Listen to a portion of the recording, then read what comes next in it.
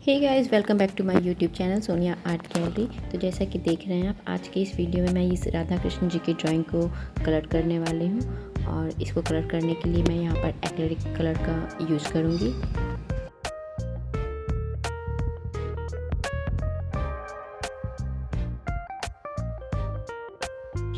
तो ये पूरा सेट है मेरे पास एक्रेलिक कलर का। तो इस कलर का पूरा लिंक मैं डिस्क्रिप्शन बॉक्स में डाल दूँगी, आप भी चाहे तो परचेज़ कर सकते हैं।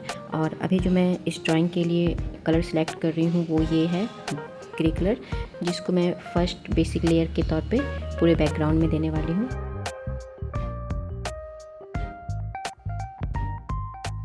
तो सबसे पहले कलर को अप्लाई करने से पहले जो ड्राइंग का सरफेस है उसे अच्छे से क्लीन कर लीजिए, ताकि कोई गंदगी ना रह जाए, नहीं तो वो बाद में कलर के साथ चिपक जाता है और फिर निकलता नहीं है।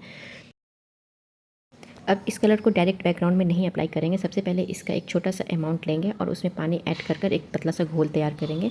और उसके बाद एक साइड एरिया में इसको टेस्ट करेंगे कि जो घोल है वो कितना गाढ़ा है और कितना पतला है। तो इसको टेस्ट करने के लिए मैं यहाँ पर एकदम साइड वाले, जैसे कि हेयर वाले एरिया में मैं इसको अप्लाई कर रही हूँ।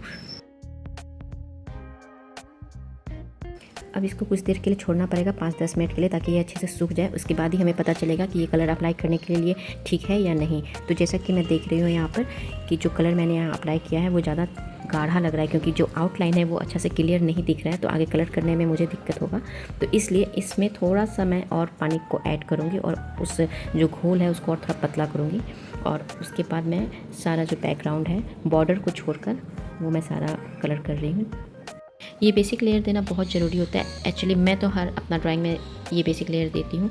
इससे क्या होता है कि जो आपका पेज का ओरिजिनल वाइट कलर है वो एक दूसरे कलर में चेंज हो जाता है, और इससे आपको आगे कलर करने में बहुत आसानी होती है। जहाँ पर आपको वाइट कलर यूज करना होगा तो आप वो आराम से दे सकते हैं। जैसे कि मैं यहाँ आँखों वाले एरिया में जब वाइट कलर यूज करूँगी तो मुझे साफ साफ दिखेगा कि मैंने वहाँ वाइट कलर दिया है और वो सही दिशा में, मेरा जो कलर का प्रोसेस है कलरिंग का वो सही दिशा में जा रहा है।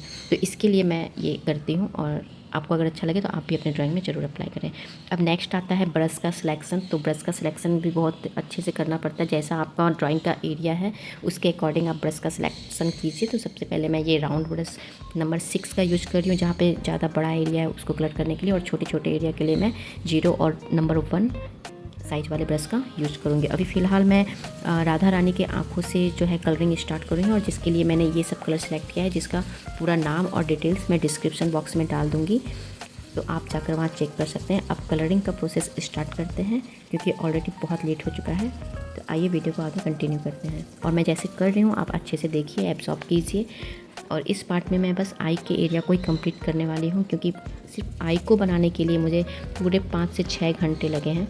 जो कलर मैं यहाँ यूज कर रही हूँ वो तो मैं नाम मेंशन कर ही दूँगी। इसके अलावा मैं यहाँ पर कलर को एडजस्ट करने के लिए, मतलब उसके वॉल्यूम को यानी कि उसके शेड को एडजस्ट करने के लिए मैं यहाँ पर वाइट और ब्लैक कलर को भी यूज करूँगी। तो आप आगे जो वीडियो देखेंगे तो जब मैं लाइट टोन और डार्क टोन को दे रही होंगी तो इसका मतलब मैं वहाँ पर ब्लैक या वाइट कलर को मिक्स कर उस टोन को या उस शेड को मैं बना रही होंगी।